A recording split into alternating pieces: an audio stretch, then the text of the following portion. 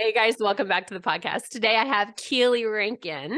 She is a sex and relationship coach that specializes, I want to make sure I say it right, in male performance struggles. We have 3 different types of struggles that men have with their cocks. Seriously, it's the best way to put it. We're going to cover those today. Keeley, thank you so much for being on. Please tell us more about you. How you're a woman that specializes in talking about penises all day. Why? How? Do you love it? What are you doing? Tell us. Well, Jennifer, thank you so much for having me. I'm delighted to be here to chat with you about this topic. Yes, I am a woman who spends most of my working days talking about men's cocks. This is very true. I mean, me too, but in a different way. Yeah, it's interesting. The pathway into the male performance struggles actually came from one of my first times trying to figure out how to make intercourse happen. My partner suddenly couldn't have an erection, like he was unable to. Mm-hmm. And, I think I was like 16, is that right? And I was just, I knew nothing about sex. I just knew that I loved this person. I wanted to figure out how to do this thing. We were really turned on by each other. But finally, when I was like, okay, the gates have opened, let's try to intercourse, nothing could happen. And I was like, this is so fascinating. Like, what is going on? So we tried to work through it and we did different things. And then eventually we were able to sort of try and figure it out. And then he came right away. And I was like, wait, I don't understand. So we went from not being able to get hard to now suddenly like it's over really quickly, which welcome to the world of early ejaculation. Hold on. Right. Which is what is actually considered severe early ejaculation, can sometimes look like ED. And then the moment that the erection shows up, the arousal moves super quickly. So that was sort of like my first space around, the first way that I got sort of connected to, I guess you would say, the male performance struggles that are out there for people.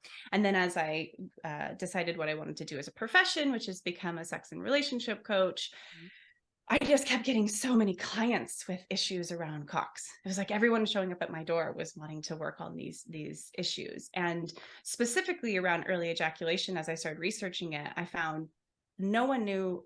The research was just terrible. People were like, stop start method, think about your grandma, like do all these Kegel work, and it wasn't working for any of my clients. They were like, oh, I've tried that. This doesn't work. And none of this is working. So sort of formulated out a 5-step model that I've had a lot of really, really great success with, luckily for all of the people that I've worked with, to move towards being able to be in relationship. What I talk about is being in relationship with your arousal, how hard your cock is, being able to connect with your body, and learn about what actually is going on with the early ejaculation versus just tuning out, like trying to think about your grandma, which like, it's gross.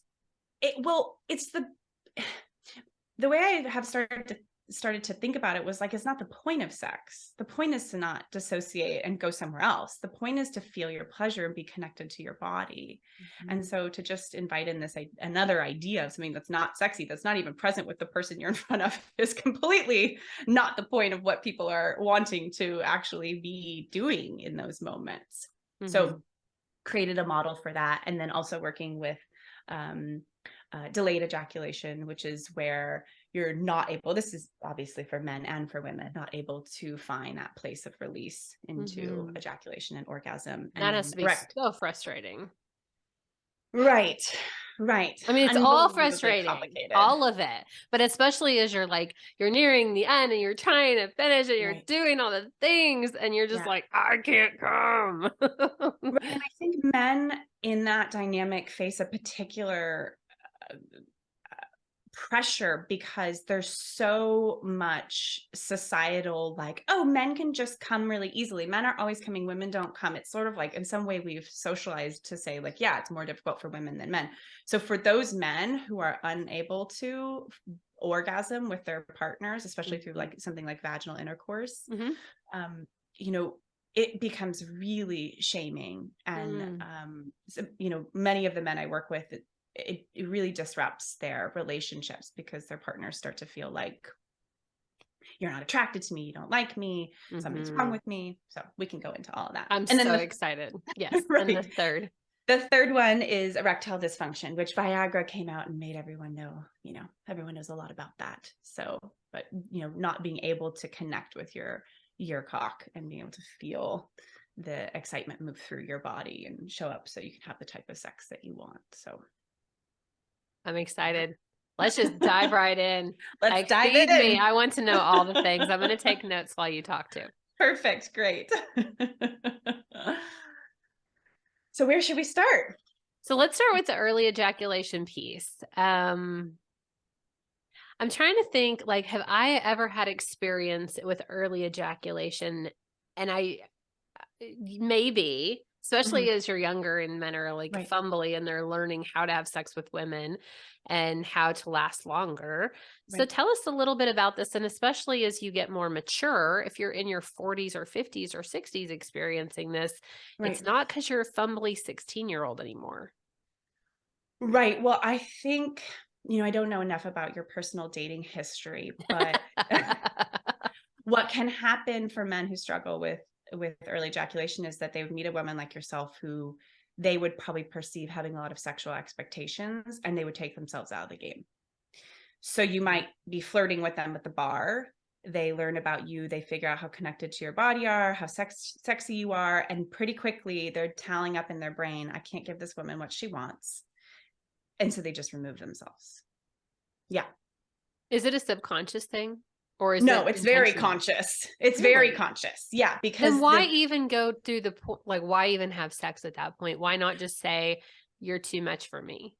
right. Or, So, I can't handle you. this Or, is happening before the sex happens. So this would happen like you're at the bar, you're talking, they get to know you a little bit. You think there's like a great flirting going on, and very quickly they start to feel intimidated and will remove themselves. So that might be why you've never really, as an adult, come across early ejaculators. They are very sensitive to shame, and they feel extreme shame around how long they last. And they will remove themselves actually from situations very, very early on. Sometimes they may, some of the men I've worked with, it's like they'll get the courage up to go out and start to talk with women, and they'll say, like, I met this woman, I was so attracted to her, she was so beautiful, and I was like, I'm just going to let her down. And so I just left the bar, just left without giving my phone number. Or yeah, I know, it's heartbreaking, actually. Some of the men I've worked with, it's gone so far in that they've, just sworn off dating altogether, moved in with their parents, were suicidal, just decided, like, I'm never going to be able to please my partner in the way that I would want, or the way I expect, I imagine she's expecting that I should. And so I'm just going to turn away from all of this. wow, this feels really extreme, because what I had in my mind that this was you're having sex, they have premature ejaculation, like they're in it, they're out super fast. Right. And what I have found, because I have had some of those happen, especially on a first sexual experience, play date with someone, is if the man is smart, he sticks around and makes sure that you're still super pleased. There's tongues, there's fingers, there's so many other ways to give an orgasm that sometimes is even better than penetration. Is that still part of this first bucket, or is that something different? So what's true, and what I think all people having sex would behoove them to connect with, is that penetration intercourse, or cock related play, is one way of exploring sex. And there is lots of ways to find orgasm. There's lots of ways to feel connected and find pleasure and be sexy and exciting. But I think what's true about the group of men who struggle with early ejaculation is that they feel so like they have no power, because they aren't able to actually show up and engage in intercourse in any way that feels like something that has a certain time. It normally is a timing thing, right? Like they can't go a certain amount of time where they're able to create that type of connection with their partner. That it all happens so quickly that they move to enter, they want to be connected in that way. And really what it is, what happens with early ejaculation, so there's a 5-step method that I work with clients with. And is it step 2? Yeah. Step 2 is learning where you are on your arousal curve, and learning where you are on your anxiety curve. Because what happens most of the time, this, I would say about 90% of the time with men who struggle with early ejaculation, is that their anxiety curve and arousal curve are what I call married together. So if you imagine an imaginary curve from 1 to 10, 1 being I'm interested in sex, 4 being I'm hard enough to penetrate, 9 being the point of no return to orgasm, 10 being orgasm, they move not only up that very quickly, so they'll jump sometimes from like a 1 or a 2 to a 9. Yeah. But they're also jumping with anxiety. So the anxiety curve is on that same type of curve. And so as their arousal builds, their anxiety also builds. It is a fight or flight response, and can turn into almost like a trauma response in the body. So as arousal builds, they feel more and more anxious in their body, more disconnected, more fearful. And the body just does what it would naturally do. It's either loses the erection or goes into orgasm because it's just trying to get away from the discomfort that it's experiencing. So one of the first steps in learning how to control orgasm is being able to separate the anxiety from arousal, so the arousal can go up and you can feel pleasure and not the anxiousness. So men who struggle with early ejaculation often don't even report their orgasms. It's not actually an orgasm, it's an ejaculation. It's not pleasurable. They just feel embarrassed and ashamed. They weren't able to connect with what actually feels good about arousal, oftentimes because it went so quickly and because the anxiety is sort of just clobbering the pleasure that would be available. So I really think of it as like, in the very beginning of my practice, men would show up and it'd be, oftentimes I would get caught in this, like, oh, they want to learn to last longer for their partner. And now I'm like, no.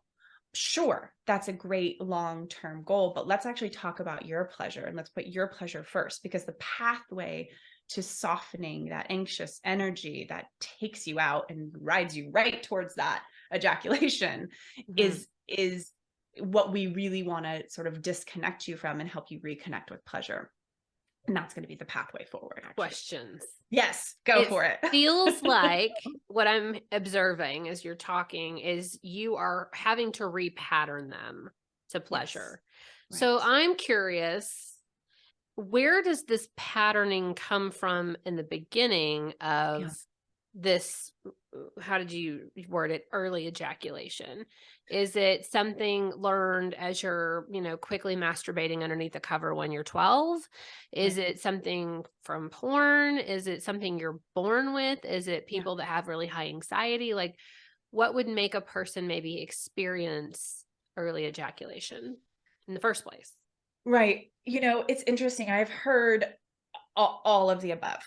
I wouldn't say there's like one surefire point that's like, if you do that, you're going to have early ejaculation. I would say what's true is that oftentimes it becomes a self-fulfilling prophecy.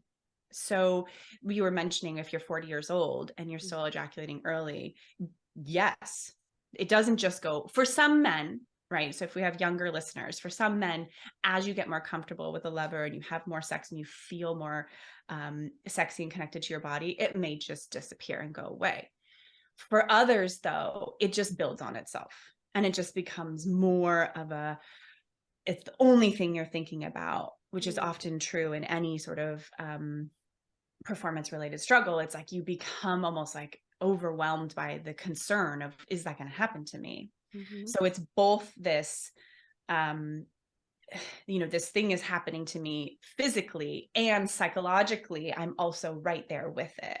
So when we want to treat early ejaculation or how to overcome it, it's both working on, can we physically teach the body a new way of being with arousal? And can we psychologically go back, how did we get here? What happens when we're here? What do I think about sex?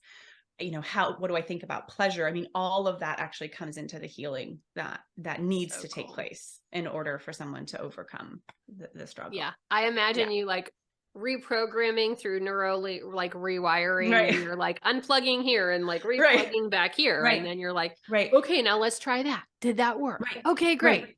You're like healed. Yay. Now you're good.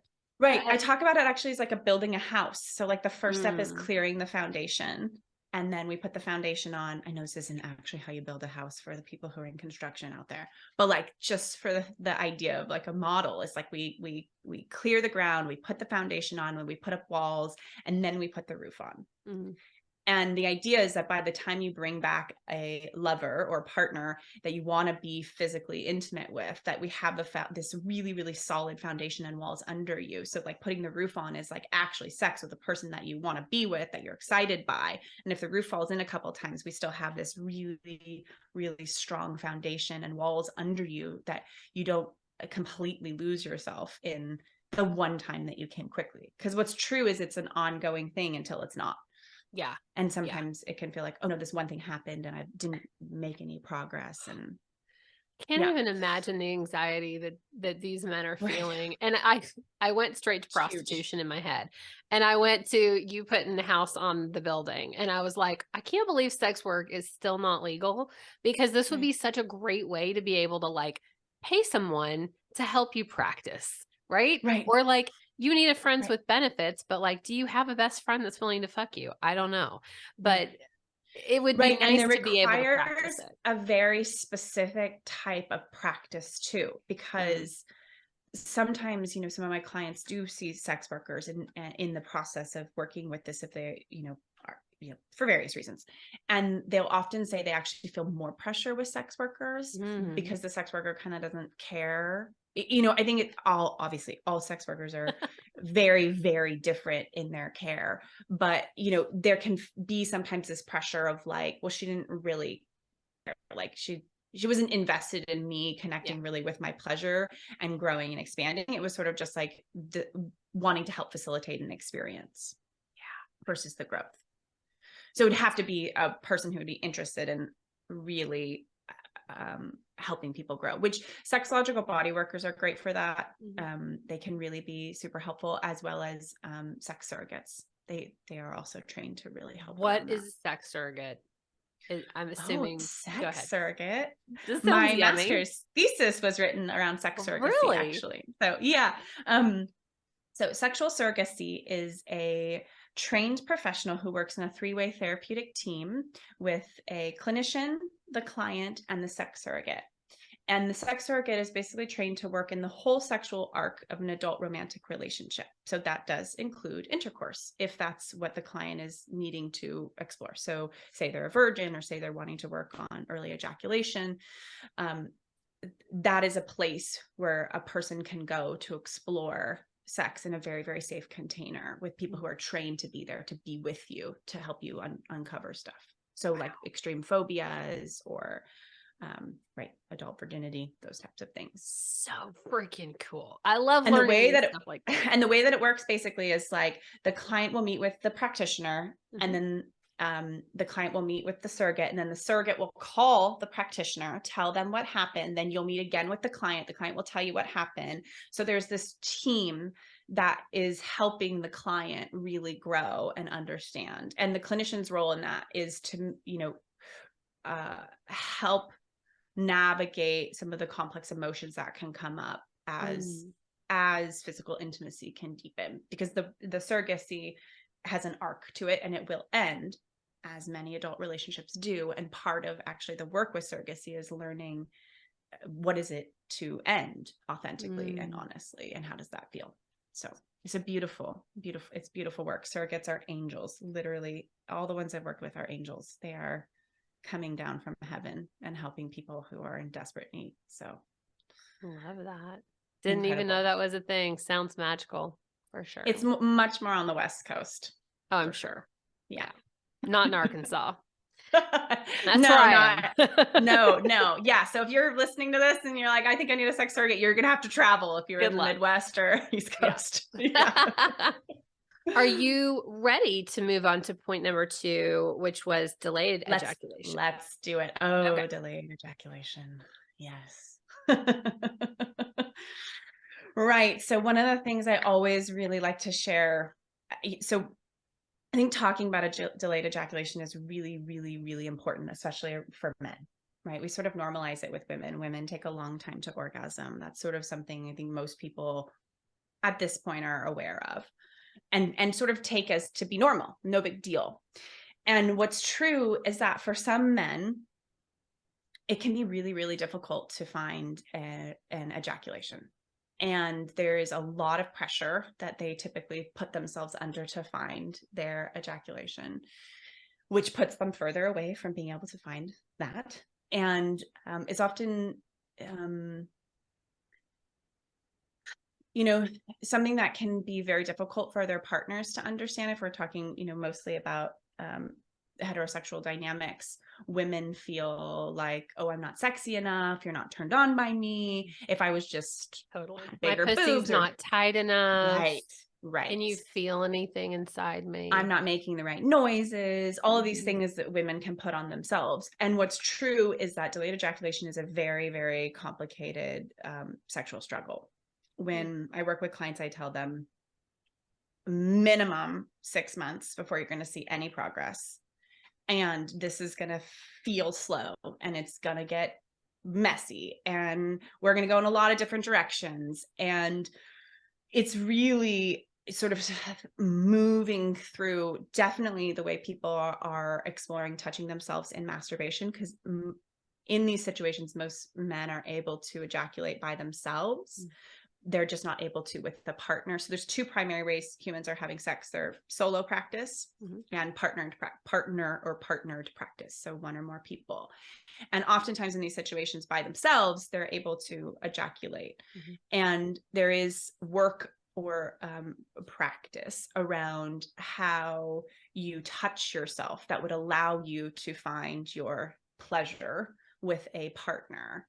And also having another person in the room can be extremely vulnerable and extremely disruptive to the nervous system. And for some people, just super, super new. If they, grew up masturbating completely alone and didn't have a partner till later on, and specifically overuse of porn can really contribute to the delayed ejaculation piece. Although not always. It did exist before porn came on the screen. And so, yeah, it's a really, really interesting one, but I think a really, really important one for us all to be talking about and starting to normalize that it happens for some men. Yeah, this one I have a little bit of knowledge about, not even firsthand experience, but I have a good friend where her husband was that way. And she'd confide in me and say, like, I'm so frustrated. We will just fuck forever and wait, trying to get him to orgasm. And I'm like laying there and I'm like, oh my God, would you please finish? I'm done. Like, I need to go make dinner. I need to go to work, Right. And then to your point of the masturbation, I have found this to be really fascinating that some men masturbate in a very specific way that can't be mimicked in a vagina, or there's a special kink at the end that they do that again can't be mimicked with one person. If you're listening to this and you're like, wow, I had no idea, you're probably just masturbating so totally normally. You probably don't have this, but this to me is a really fascinating one. Right. It really, really is. And I mean, for people partnered with delayed orgasm folks, it can be a big challenge because I think I definitely have had partners with this as well. And you're sort of in your head, you're like, okay, well, how much longer? And if I call it now, but are they close? And, it sort of becomes this game of chasing the orgasm. And it's like saying, don't think about a purple elephant. It's impossible not to think about too. So that's why the progression towards healing can take so long, because it's also just a minefield around intimacy wounds too. It can have a lot of threads into safety and trust and closeness. And oftentimes safety and being able to release. Is that it? Being able to be myself and to feel safe enough that I can relax into my pleasure and release around another That's person. yummy work. And I'm mentally doing all kinds of interesting gymnastics over here because like the prostitute that just popped in my mind, I can imagine this one being a little bit more workable and fun, and that if your partner does feel comfortable masturbating in front of you, that's an easy pull that out, finish right on your belly or your boobs Mhm. or somewhere fun, Right, on your right, booty. I don't know. And at least they'll at least be able to have a shared experience in the right. orgasm. Is that something that could be a solution, or is that typically not something that happens with this type? Right. So the progression to being able to, which most men that I work with, are heteronormative. And so they are wanting to be able to orgasm within a pussy. And the progression to that actually starts with being able to orgasm. It depends where we're starting from. And this is actually very similar to how I work with women who struggle to find orgasm as well, is like, if you can find orgasm solo, which some women cannot, so that makes it much more complicated. But if you can find orgasm solo, the first step is actually to tell your partner, hey, I'm going to go masturbate while they're like in the kitchen and the door is shut, and you go and do that. And then you notice, what is it like to just have that energetic link to your partner? Then the next step, and this is also assuming that we're changing the way that people are masturbating, because we want them to not be doing the same thing that they were doing in terms of looking at porn or the way that they're touching themselves. We want it to mimic a pussy as much as possible, which may mean bringing in something like a fleshlight or a male sex toy Okay. that takes away that possibility of using your fingers in a very special way. I normally say, like, your fingers are so dexterous, they are doing brain surgery. Some people's fingers are doing brain surgery. So the things that they're doing to your cock, I want to talk about this in a minute. Keep going. well, it's something no one's pussy will ever be able to do. So that's why we want to shift away from the hand play into toy play. But the first step would be being able to orgasm, knowing that your partner knows you're doing it, then having your partner outside the door, then having your partner inside the door. And right. So you're like, that's sexy. That is super fucking hot. Yeah. But for people who have delayed ejaculation, it's actually terrifying for the most part, because there's something that happens around partner play most of the time, deep down. And this is typically subconscious, actually. Yeah. Or someone else knowing or getting caught or being wrong or right. Oh my gosh, I just want to hug all the men that feel this way. Me too. Yeah, that's why I feel actually very, very proud of the work that I do. Because love this. I love this. And some of the hottest sexual play before even intercourse foreplay that we do, every now and then, and I forget how hot it is to masturbate in front of each other, to watch your partner please themselves. And so Scott and I have been together. We've been partnered a little over a year, and I'm still learning his body, and I'm still learning the way he strokes his own cock. And so it's so much fun to watch him. Sometimes I'll be like, can I just watch? Can you just do it again? Cause I want to like get that hand thing that you do. So that was interesting that you mentioned this, that the fingers are doing brain surgery. And the hard part is, as a woman, you don't know how your man is touching himself. Like you can't get into his head or feel his fingers. And so I found, this is like our running also joke. Just to say, delayed ejaculators will do very specific things at very specific points in their arousal with speed too. So it's not only things, it's where, and it's speed related. So it's like up, stop, up, stop, really, up, down. Yeah. Wow. Very, very, very specific. So that's the part that when we talk about how they're practicing, that the physical piece that is difficult to mimic with another person. So yeah, that sounds impossible. It's not even to be aspired to. The practice would be, can we expand that person's options into orgasm? Yes. It's not like, can we get someone else to Can you imagine you're in someone, you're like up, down, left, right, stop. You're line dancing or something. Right. Softer. Yeah. No, it would be impossible. Done. Right. I'm so sorry. I'm not making fun of anyone that masturbates this way. I totally get you do you, but when you're in a vagina, it's not the same. So I love that you brought up things like a fleshlight and kind of not modernizing, mainstreaming the way that men are orgasming. I'm always like, how do we fix them while they're young? Not fix them, but how do we train them while they're young so that they maybe don't have some of these struggles? I really want to use the word dysfunction. That's not very nice. And so I love the word struggle. Right. As well, it's hard because we come from a medical model. And I think actually Yeah. what you're talking about is specifically what happens for us, all of us in the Western society, is that this all becomes a medical model versus a question of, or a, what is pleasure? And Yes. how do we as a society talk about things that are pleasurable? How do we enjoy our meals? And how do we, romance language cultures, like they don't struggle as deeply, I think, as more westernized America in many regards. So, what would it look like for children to be raised thinking about pleasure more than just specifically sex? I mean, we can talk about pleasure from so many different aspects, relaxing, taking breaths. If you have children, letting your children see you enjoy sitting down and, doing your nails or whatever it is, that will carry over also into as an adult. How are you letting yourself enjoy? What does pleasure look like?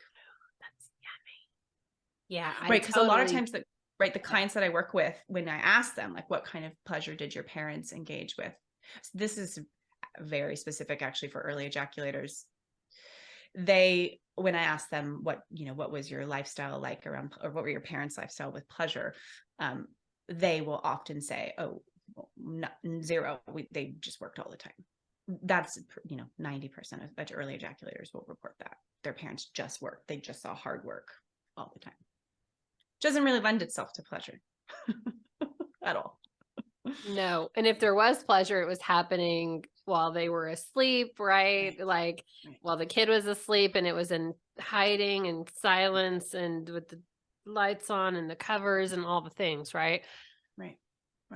This is fascinating. Cool. Yeah, because I always think, like, because my kids are teenagers, they're young teenagers, and they're in that sweet spot of like, I'm trying really hard not to fuck them up, and talking about how pleasure is our birthright, and trying to not be like that weird mom that's like, hey, let's talk about masturbation often. So yeah, I wonder sometimes, how do we set our kids up for success so that they have really healthy sex lives? Right. It's a really good question. That's great. I mean, the fact that you're even just thinking about it means that they're most likely going to be great. Just the fact that it's even on your conscious brain to be thinking about these types of things, knowing that they could come to you if they needed to, or that I'm imagining if you're thinking about it, you're trying to model it. That's just sort of how it happens. And much more comes across in modeling than direct conversations. Children are picking up on things. My clients tell me stories. It's shocking how much they pick up on. They really do. This makes me feel good, right? Because if my kids were asked this question as an adult, how did your parents model pleasure? Right. I feel like they could go on and on. Like, my mom is the queen of self-care. She was always going to get massages and facials and her hair done. And she likes to feel good in her body. She worked out 5 days a week. I saw my parents making out in the kitchen daily. Like, I know they have sex. Sometimes I hear them, even though I shouldn't be, and they're probably too loud. Like, they know that we're embodied. Like, we're an embodied household, which is really great. Yeah. Huge. That's huge. It's a huge, huge part of how ultimately a human feels about their erotic world inside, is what they saw. That's great. Yay for you. Yay for not fucking up my kids. I mean, it's all of our goals, right? I mean, you've got a teeny little bitty one, so you're probably already thinking about that. Right. It'll be fine. Don't worry. Are you ready to move into erectile dysfunction? Let's do it. ED. Yeah. Most popular. Everybody knows about Viagra. Right. Viagra came on the scene, and I think Viagra did something really interesting, which was suddenly the men who couldn't get hard can now get hard. And most of the time, male performance enhancers can override the whatever is happening that's keeping the arousal from happening. But that's not always the case, actually. Sometimes there is such a strong whatever is getting in the way of arousal showing up that the performance enhancers don't actually keep men erect or allow them to get erect. So that's always a really, really interesting one. But, ED is actually, I think of it as like a really, really great and fun one because it's an exploration into what really turns men on and what's standing in the way of turning them on.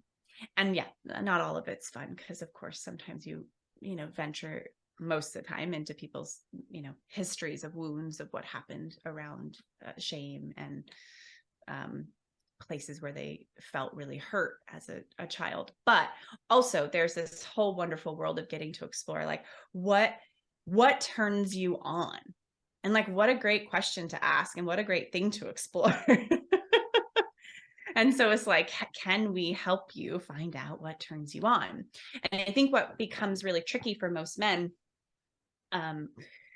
is and this is for all humans, and I've been on like a big soapbox about this for the last like 6 to 8 months, which is like our sexuality changes as we age.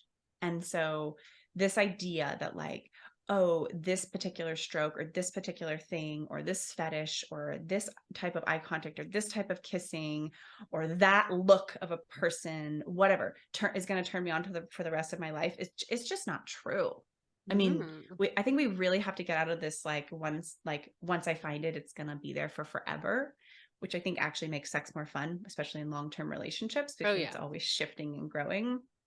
But I think as men progress out of their early adolescence where, you're getting erect when the wind blows into a more real erotic energy where it's like you actually need some type of stimulation sometimes. And there's a really interesting thing that happens between like 27, 28 and like 32, 34 that I've seen where a lot of men like suddenly come into ED issues. Oh. I'm not a doctor. I don't study hormones, but I've seen so many men in that stage. I really question, like, is there a hormonal thing that happens for men at that point?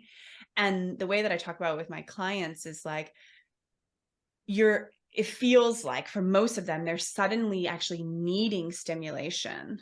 And it does feel sudden for most of them. Like they went from just like the wind blowing and erections happening to, I actually need stimulation. And you mean manual? Oh, any of it. Okay. Or actual contact on my cock to get erect. Like no longer can I eat my girlfriend's pussy and just get hard. Yeah. Like I eat her pussy and I'm still not hard. What's wrong with me? I must have ED versus like, oh no, you're just entering into what I think of as like a more mature sexuality where you get to really dig in and figure out what turns you on. How do you start to communicate and ask for that? How do you let other people know what's sexy for you? And learning about your body, because a lot of people don't actually even know. They haven't taken the time or felt safe enough to have that curiosity in a partnership or with themselves to learn like what actually is arousing for them. This is so sexy and hot. And like, this has been this week's theme as I have been having communication with people. It has, I'm having this conversation with a guy right now where we keep talking back and forth about men's pleasure and he's very embodied and he's, but I'm like, how did you get there? And there's so many men that don't. What I've found in my experience is that a lot of men can't actually feel from the neck down. Maybe they can feel like their face and their dick, like that's it. And then they don't know that there's like, and interesting, they only feel their dick when it's hard. And only when it's hard. So there's like a million erogenous zones that I also think women don't take the time to find. Yeah. And men are in like, their partners, you mean? Please nibble on my collarbone. Like, please find that place in my inner right thigh. Right. So can you talk a little bit maybe about pleasure mapping? I think that's a good way to do it. Or do you have a different exercise that helps a partner find, their man's spots? I think it's also important for men to find their own spots and like how to open yourself to feeling and being embodied. That's a whole thing. Well, that's like 4 6 things. months of work. That's like 6 months of work, but weekly.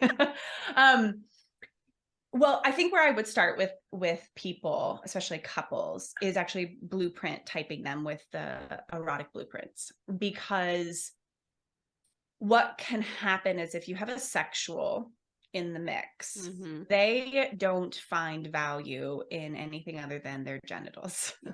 or maybe nipples sometimes. Sexual. I'm a shapeshifter, but Okay, like me too. my highest is sexual. So I totally okay. understand that. Okay. My husband is a sexual kinky, and I'm shapeshifter, much more leaning dark energetic, top one.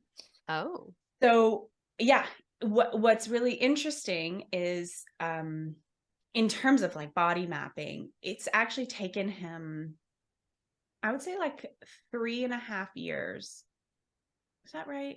I don't know. Time gets funny with the pandemic, of really active, consistent conversations around the type of touch that my body wants and the type of energy that I'm looking to run in my body. And in the beginning, we would kind of go back and forth because I was like, well, you must like this. Like everyone likes this. Like, of course. And what we found over time is like, he leans so strongly into that sexual that he's not really into other parts of his body particularly. Like he doesn't really care about massage. Sure, he'll take it, especially if he's like feeling stiff or something. But for him, that's actually not where a ton of juice is sexually. And so if I want to touch him, he'll go along with it. But he's not like wanting to be fed in that way. So I also just want to normalize for people, like, that may also be true for you. And so it's navigating in your couple. How does that look? And one of the really tough things for sexual, which luckily my husband is very open-minded and very curious. I would not have married him if he was not. But what can be really tough, and I see over and over and over again with my couples that I work with, is that the sexual has a really hard time understanding why anyone else would ever need anything else. Like, why do we have to go to the whole body if we can just go to intercourse, or we can just go to fingering, or whatever? Like, why can't we just go to the sex part? So sometimes it's like, I have to sell the whole idea of like other people's bodies like different things and that's sexy for them. So that would be where I would start most of the time with people, is making sure that we're all in agreement that that's a valuable and important place. And then as far as the mapping goes, there's infinite, I think, I could probably come up with like 10 games right in this moment that I like to play with clients around how to start to find them. But the main place to start with, if you're listening to this and you're wanting to explore it, the main piece to start with would be, first off, is to just slow everything down. Mindfulness is the key to finding pleasure. I normally tell people, it's like, you can learn all the tips and tricks, but if you're not there and able to feel them in your body, good sex will always just be good. It will never be amazing. It will just be good enough. Because really what amazing sex comes down to is like, can you really fully inhabit and live in your skin and in your whole entire body? So that is like the first place. So that would be breath, any sort of mindfulness practices, any sort of meditation, awareness. There's tons and tons of information out there on that. When people talk about these things in the mainstream world, that you'll find, they'll often skip over genital areas. So you'll have to put them back in yourself. Remember to feel into your pussy. Remember to feel into your cock, your pelvic bowl. Sometimes practitioners will talk about genitals, but oftentimes most people in the meditation community are going to just skip over, like most folks do, the whole genital region. So that's a really, really big part of learning, being able to learn pleasure in your body, is being able to feel your body from the inside and the skin, and the skin sensation. So then as you're feeling into your partner's body, you want to come up with a communication method. One of the exercises I like to play with couples is called active receiving. So you pick a touch zone. You personally would pick a touch zone. Your partner would agree to that zone. So say I pick my arm, and you would come and touch my arm. And when something feels good, I take a bigger, more full, deep breath. And then eventually moving into, when something feels good, making a little noise, just like you did, because you're probably feeling it because you're so I'm like embodied. moaning for you. I'm like, that feels so good. Then the next step would be moving your arm as the touch is happening. And then the final step 4, would be communicating. Oh, I really like that. That feels good. I like when you do that. So there's a lot of skill building that I think happens around people learning how to communicate and feel into their bodies. But step number one is just being able to agree that it's important to be on our bodies, and then and touch is important. Then learning how to feel your body, and then starting to communicate and explore. So again, that's why I was like 6 months of work there. Easy. Yeah. I mean, you just gave us like a tiny little taste. Believe it or not, this podcast has come to an end. I don't know how this went by so fast, because I felt like we could just keep going, but now I have to go jump on a call. So let's wrap this up. If you would tell everybody where to find you. I loved how you dropped several times throughout this podcast, oh, I do 6-month programs on that. Like, this is probably a year, but there's so many different things that you can work with you. I see so many possibilities where even within my own life, I could be like, fuck it, I probably need to go work on that. How do people find you, and where can they see all your services? Yes. So the best way to find me is my website, which is my first and last name, Keeley Rankin, Rankin. And from my website, you'll be able to navigate to all the different courses that I have, and blogs that I've written, all the podcasts that I've done. You'll be on there, of course. Thank you. Yes, I work with individuals and couples, single people, poly people, lots of different folks. And I also have coaches that I'm training that are already very well trained, master's degrees, licensed therapists that are working on growing and expanding their relationship with pleasure and how to help folks with pleasure too. So got lots of things going on that website. You can also find me on my Instagram, which is Keeley Rankin Sex Coach. And there is Twitters and Facebooks, all of those things, all under the same name. So awesome. Well, I will put a link in the show notes to your website and Instagram. I find people love to just instantly connect to Insta. It's so easy. And I'm so excited that you joined us today. This was really interesting. I've never done a podcast like this before. It feels super valuable. It is. Love to have you come back on. I know there's a couple other topics that we talked about. So as you get ready for those, we'll have you come back on and we'll talk about something even spicier. I'm just going to drop that in there. Wonderful. Thank you. Have an amazing day.